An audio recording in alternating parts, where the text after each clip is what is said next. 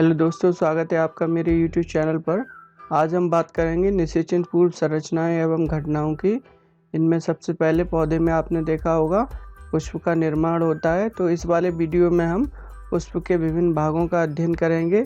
साथ ही साथ परागकोश कैसे बनता है, साथ ही साथ लघु बीजाणुधानी की संरचना का भी हम इसमें अध्ययन करने वाले हैं। तो दोस्तों आइए शुरू करते हैं अपना ये वीडियो। सबसे पहले हम बात करेंगे पुष्प की। पुष्पी पादपों में लैंगिक जनन हेतु, दोस्तों ध्यान रखिएगा, पुष्प का जो निर्माण होता है वो केवल लैंगिक जनन के लिए होता है। तो लैंगिक जनन हेतु विशेष संरचनाएं पाई जाती हैं जिन्हें पुष्प कहते हैं। प्राचीन काल से ही मनुष्य के लिए पुष्प जो है वो सौंदर्य विषयक रहा है। आपने देखा होगा सौंदर्य में जैसे बालों में इसको यूज़ किया जाता था, आभूषणात्मक जैसे हाथों में कंगन बना के इसके पहने जाते थे। सामाजिक, धार्मिक तथा सांस्कृतिक महत्व की वस्तु ही नहीं रहा है, वरन ये मानव द्वारा प्रेम, अनुराग, प्रसन्नता, विषाद एवं शोक आदि की अभिव्यक्ति को भी प्रदर्शित करने के लिए प्रतीक रहे हैं।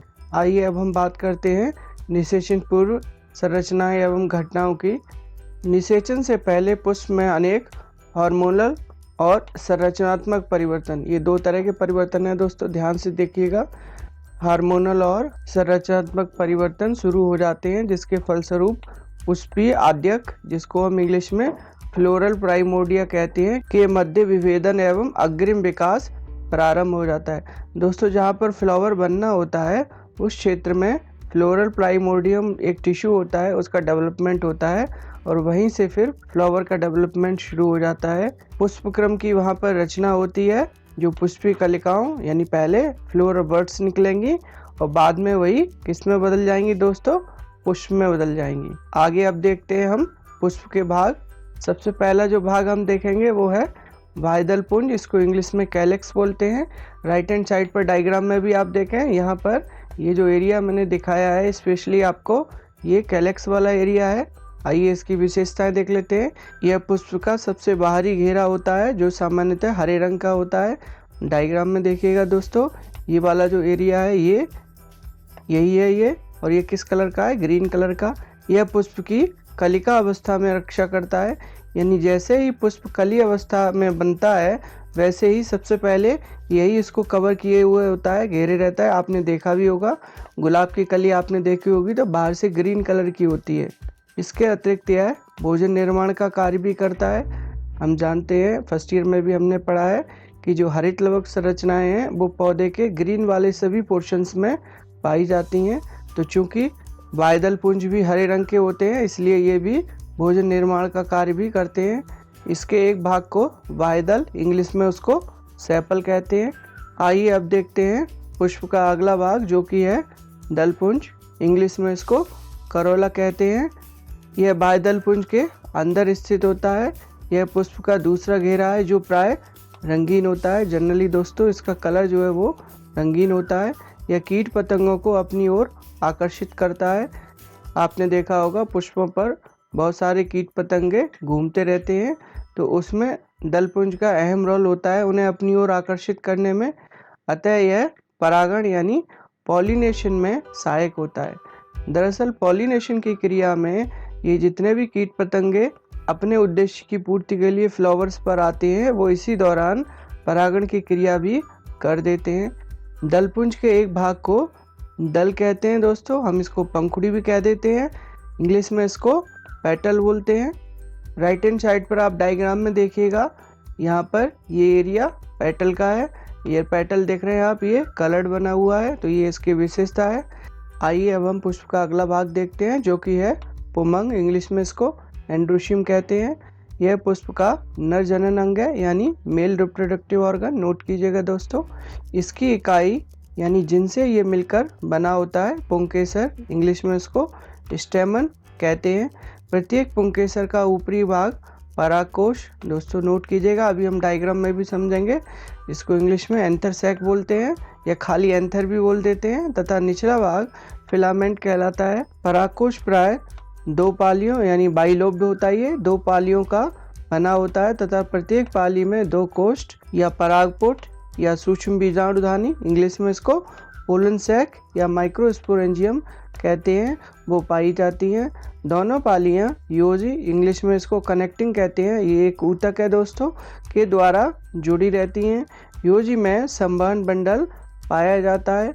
इस प्रकार एक सामान्य परागकोश में 4 सूक्ष्म बीजाणुधानियां पाई जाती हैं। आइए पूरे मैटर को डायग्राम के द्वारा समझते हैं। सबसे पहले हम बात करेंगे पुंकेसर की। तो दोस्तों आप यहाँ देख रहे हैं इसमें 4 पुंकेसर हैं, 2 इधर और 2 ये। प्रत्येक पुंकेसर में आप देख रहे हैं कि ऊपर की साइड में जो ये एरिया आपको दिखाई दे रहा है इसको हम परागकोश कहते हैं। परागकोश में आप नीचे यहाँ से यहाँ तक की ये पतली सी संरचना देख रहे हैं धागे नुमा, जिसको हम हिंदी में पुंतंतु और इंग्लिश में फिलामेंट कहते हैं। ये दोनों संरचनाएं मिलकर एक पुंकेसर का निर्माण करती हैं जो कि नर जननांग की इकाई होते हैं। आइए बड़े डायग्राम में समझ लेते हैं। नीचे वाले में यहाँ पर आप ये जो ऊपर का पोर्शन देख रहे हैं ये है परागकोश, और नीचे का जो पोर्शन है ये वाला जो धागे नुमा है ये है पुंतंतु, इंग्लिश में फिलामेंट कहते हैं जिसको। इसी के द्वारा ये पुष्प से जुड़ा रहता है। राइट हैंड साइड में परागकोश का अनुप्रस्थ काट का चित्र दिया हुआ है। आइए इसका अंदर का भाग देख लेते हैं।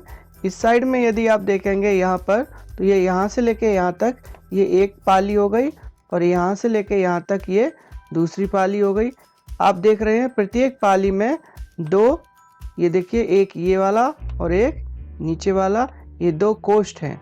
तो कुल मिला के एक परागकोश के अंदर 4 कोष्ठ या 2 पालियां पाई जाती हैं। आइए दोस्तों अब हम इसके आगे के डिस्क्रिप्शन को भी देख लेते हैं। सूक्ष्म बीजाणुधानी में सूक्ष्म बीजाणु जनन द्वारा अगुणित, नोट कीजिएगा दोस्तों, हैप्लॉइड, इसको शॉर्ट में एन से प्रदर्शित करते हैं। तो अगुणित परागकणों या लघु बीजाणुओं का निर्माण होता है। परागकण नर जननांग की इकाई होते हैं। दोस्तों अब हम डिस्कस करेंगे परागकोश के विकास की, यानी पौधे में किस तरीके से परागकोश का निर्माण होता है। एक तरुण परागकोश परिवर्धन की प्रारंभिक अवस्था में अंडाकार आकृति का तथा विभाज्योतकी यानी मेरिस्टेमेटिक सेल्स का बना हुआ होता है। राइट हैंड साइड में आप देखेंगे तो आपको ये अंडाकार से दिखाई देगा। साथ ही साथ ये जो अंदर की जो इसकी टिश्यूज हैं वो मेरिस्टेमेटिक हैं। ये यहाँ पर देखिए लिखा हुआ है मेरिस्टेमेटिक। मेरिस्टेमेटिक टिश्यूज की ये विशेषता होती है दोस्तों कि इनमें डिवीजन की पावर बहुत होती है, यानी इनमें विभाजन की क्षमता बहुत होती है। ये जल्दी जल्दी विभाजित होती हैं और नई तरीके की कोशिकाओं का निर्माण करती हैं, इसीलिए इनका नाम पड़ा विभज्योतकी कोशिकाएं या ऊतक। आइए अगला बिंदु देख लेते हैं। इसके चारों ओर बाह्य स्तर पाया जाता है एक, जिसको इंग्लिश में एपिडर्मिस कहते हैं। तो आइए डायग्राम में देखते हैं। डायग्राम में आप यहाँ पर देख रहे हैं ये राउंड राउंड सा रन कर रहा है, ये एपिडर्मिस एरिया है। ये वाला जो एक इसकी जो कोशिकाएं होती हैं दोस्तों वो ढोलक की तरह से होती हैं, स्पेशली जैसे आप ढोलक बजाते हैं ना घर पर, उसी प्रकार की कोशिकाएं इसमें पाई जाती हैं। अगला बिंदु देखते हैं। बाद में परागकोश की आकृति 4 पालियों वाली हो जाती है। नीचे वाले डायग्राम में देखिए दोस्तों, 1 पाली, 2 पाली, 3 और 1 4। ये कुछ इस तरीके से धीरे धीरे मॉडिफिकेशन शुरू हो जाता है। अगला बिंदु देखते हैं। परागकोश के मध्य में एक संवहन बंडल यानी वेस्कुलर बंडल का निर्माण हो जाता है। तो आप यहाँ पर देख रहे हैं ये जो एरिया है ये संवहन बंडल यानी वेस्कुलर बंडल का एरिया है। इस संवहन बंडल के द्वारा दोस्तों ये जो नया पुष्प बन रहा है उसको जल और खनिज लवणों की आपूर्ति होती रहती है। आइए अब देखते हैं लघु बीजाणुधानी की संरचना, स्ट्रक्चर ऑफ माइक्रोस्पोरेंजियम। परागकोश में लघु बीजाणुधानी के विकास के समय परागकोश के चारों कोनों पर बाह्य स्तर के कुछ नीचे प्रप्रसु कोशिकाओं, इंग्लिश में इनको आर्चीस्पोरियस सेल्स कहते हैं, कि एक लंबवत कतार विकसित हो जाती है। आइए डायग्राम में देख लेते हैं कहाँ पर क्या हुआ।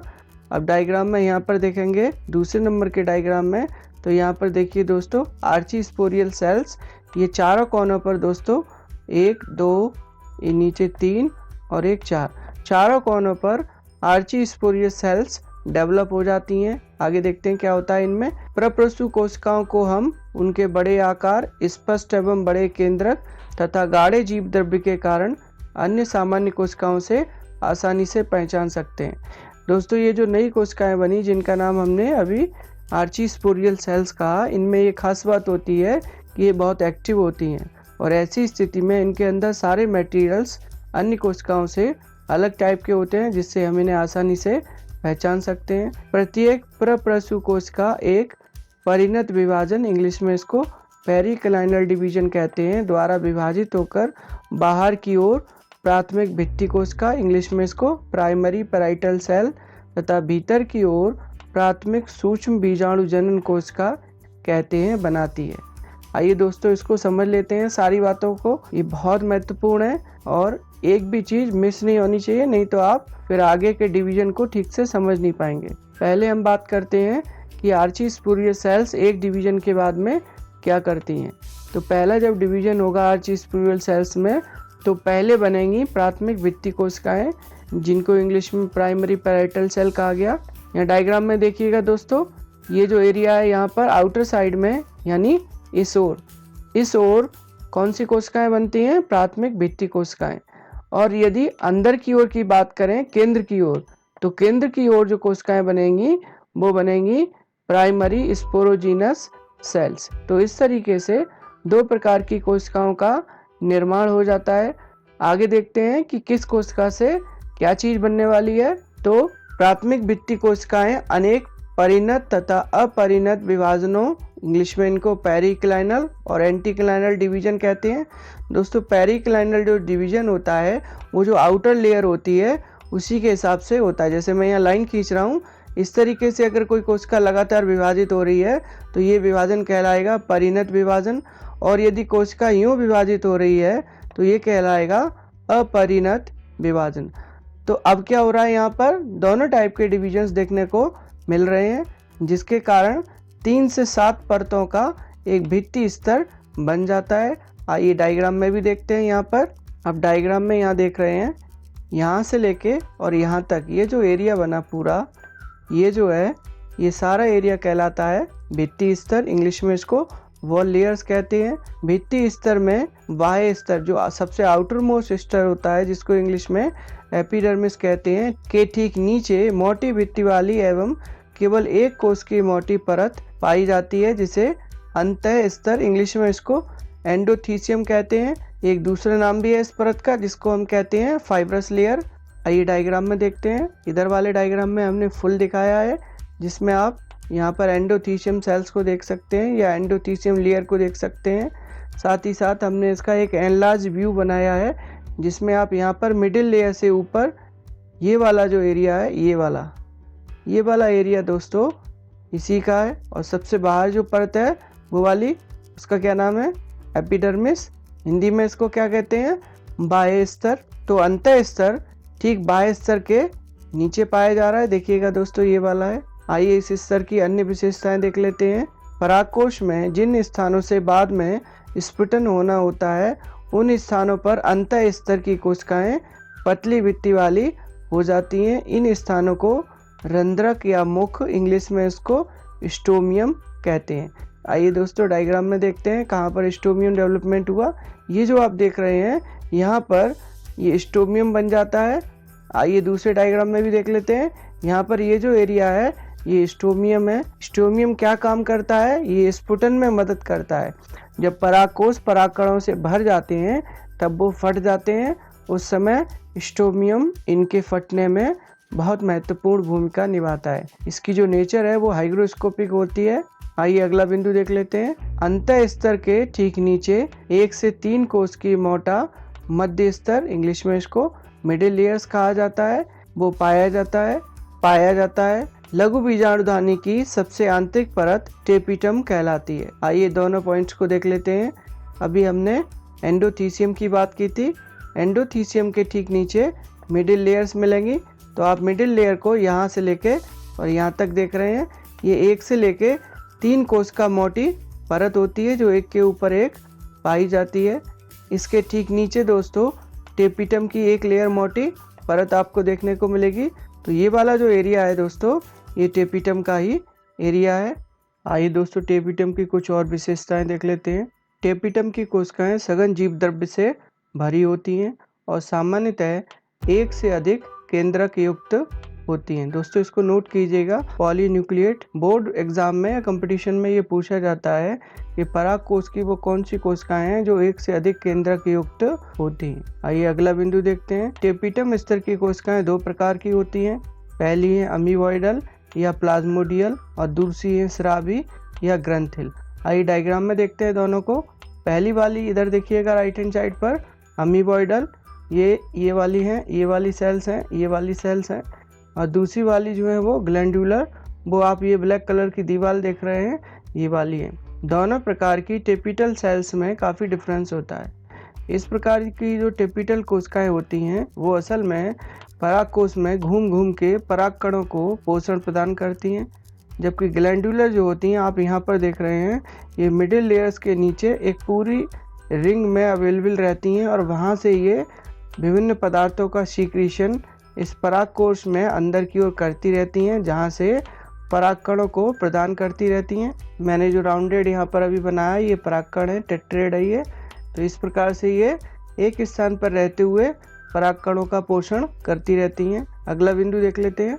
मध्य स्तर तथा टेपिटम स्तर की कोशिकाएं बाद में नष्ट होकर सूक्ष्म बीजाणुओं के पोषण में सहायक होती हैं। अगला बिंदु देखते हैं। इस प्रकार एक लघु बीजाणुधानी में बाहर से अंदर की ओर कुल 4 प्रकार की परतें। पहला स्तर जो है वो बाह्य स्तर है, जो सबसे बाहर मिलेगा हमको। उसके बाद में अंतः स्तर मिलता है दोस्तों, एंडोथीसियम। उसके बाद में मध्य स्तर, मिडिल लेयर्स बोलते हैं। और सबसे लास्ट में हमको टेपिटम मिलती है। और उसके बाद क्या शुरू होता है दोस्तों, पराग कोश का खाली स्थान शुरू होता है, जिसमें पराग कणों का निर्माण होता है। आइए तीनों परतों को हम एक के बाद एक देख लेते हैं। सबसे पहले जो सबसे आउटर में लेयर है वो है एपिडर्मिस। उसके बाद में एंडोथीसियम लेयर है। उसके बाद में मिडिल लेयर है। और सबसे लास्ट में जो लेयर है वो है टेपिटम, जो कि पराग कोश के अंदर की लेयर है। आगे देखते हैं दोस्तों। लघु बीजाणुधानी की भित्ति के निर्माण के साथ साथ ही प्राथमिक सूक्ष्म बीजाणु जनन कोशिका यानी प्राइमरी माइक्रोस्पोरोजीनस सेल्स भी 2 या 3 विभाजनों द्वारा विभाजित होकर अनेक सूक्ष्म बीजाणु मात्र कोशिकाओं का निर्माण करती है। अभी दोस्तों यहाँ ध्यान देने वाली बात ये है कि अभी यहाँ पर जो ये डिवीजन्स चल रहे हैं ये सूत्री विभाजन वाले डिवीजन्स हैं, यानी इसमें जो भी नई कोशिकाएं बन रही हैं वो सब पहले की बनी कोशिकाओं जैसी ही हैं, यानी डिप्लॉयड सेल्स ही हैं, अभी द्विगुणित सेल्स ही हैं। आगे देखते हैं। आरंभ में सूक्ष्म बीजाणु मात्र कोशिकाएं एक दूसरे से जुड़ी रहती हैं, परंतु बाद में कुछ कोशिकाएं नष्ट होने लगती हैं, जिससे अब सूक्ष्म बीजाणु मात्र कोशिकाएं एक दूसरे से अलग होकर गोलाकार सी दिखाई देने लगती हैं। अब प्रत्येक शेष बची सूक्ष्म बीजाणु मात्र कोशिका को क्रियात्मक सूक्ष्म बीजाणु मात्र कोशिका यानी फंक्शनल माइक्रोस्पोर मदर सेल कहते हैं। दोस्तों पराग कोश के अंदर जो सूक्ष्म बीजाणु मात्र कोशिकाएं हैं उनमें से भी जो वीक होती हैं, यूजलेस होती हैं, वो धीरे धीरे मर जाती हैं तथा शेष बची एक्टिव कोशिकाएं ही दोस्तों जीवित रहती हैं, जिनसे बाद में लघु बीजाणु जनन द्वारा लघु बीजाणुओं यानी पोलन ग्रेन का निर्माण होना होता है। आइए अब देख लेते हैं लघु बीजाणु जनन क्या है। इसकी हम परिभाषा देखते हैं। 1 नंबर में यही परिभाषा पूछी जाती है कि लघु बीजाणु जनन से आप क्या समझते हैं। तो परिभाषा देखते हैं। क्रियात्मक सूक्ष्म बीजाणु मात्र कोशिका यानी फंक्शनल माइक्रोस्पोर मदर सेल से लघु बीजाणु या परागकण, जिसको इंग्लिश में पोलन ग्रेन कहते हैं, के बनने की क्रिया को लघु बीजाणु जनन कहते हैं। तो दोस्तों इस वाले वीडियो में हमने अपने सारे टॉपिक कवर कर लिए हैं। आशा करते हैं जितने भी टॉपिक आपको बताए गए हैं आपने उन्हें अच्छे से समझा है। मैं आपसे फिर से रिक्वेस्ट करूंगा, प्लीज़ मेरे चैनल को सब्सक्राइब कीजिएगा, ताकि जो भी मैं वीडियो नया डालूं वो आपको तुरंत ही अवेलेबल रहे। आपका दिन शुभ हो। नमस्कार।